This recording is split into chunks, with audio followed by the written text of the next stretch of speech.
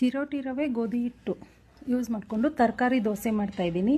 Mixie ಜಾರ್ಗೆ 1 bowl ಚಿರೋಟಿ ರವೆ ಹಾಕ್ಕೊಂಡು ಒಂದು 10 ರೌಂಡ್ ತಿರುಗಿಸಿ ಅದೇ ಬೌಲಲ್ಲಿ ಗೋಧಿ ಹಿಟ್ಟು ಸ್ವಲ್ಪ ಮಜ್ಜಿಗೆ ಹಾಕ್ಕೊಂಡು ಸ್ವಲ್ಪ ತಿರುಗಿಸ್ಬೇಕು. ಆಮೇಲೆ ಇದನ್ನು ಒಂದು ಬೌಲ್ಗೆ ಟ್ರಾನ್ಸ್ಫರ್ ಮಾಡಿಕೊಂಡು 10 ನಿಮಿಷ ನೆನೆಯಕ್ಕೆ ಬಿಟ್ಬಿಡ್ಬೇಕು.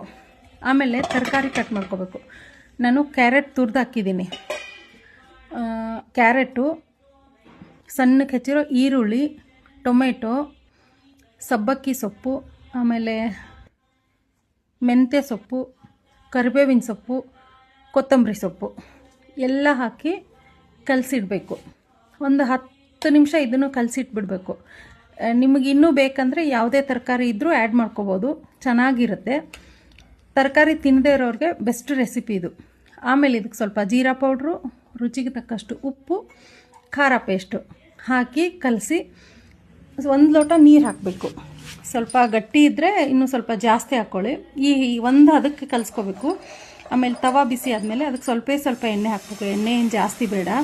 ಒಂದು ಸ್ವಲ್ಪ ಎಣ್ಣೆ ಹಾಕಿಬಿಟ್ಟು 10 ಸೆಕೆಂಡು ಮುಚ್ಚಳ ಮುಚ್ಚಿ ಆಮೇಲೆ ಮೇಲೆ ಸ್ವಲ್ಪ ಎಣ್ಣೆ ಹಾಕಿ ತಿರುಗಿಸಾಕ್ಬೇಕು. ಇದನ್ನು 2 ಕಡೆಯಿಂದನೂ ಬೇಯಿಸ್ಬೇಕು. ಈ ದೋಸೆನ ತುಂಬ ಚೆನ್ನಾಗಿರುತ್ತೆ, ಟೇಸ್ಟಿಯಾಗಿರುತ್ತೆ. ಬೇಕು ಅಂದರೆ ಇದಕ್ಕೆ ಚಟ್ನಿ ಮಾಡ್ಕೋಬೋದು, ಇಲ್ಲಾಂದರೆ ತುಪ್ಪ ಜೊತೆ ಹಾಗೆ ತಿಂದರೂ ಚೆನ್ನಾಗಿರುತ್ತೆ.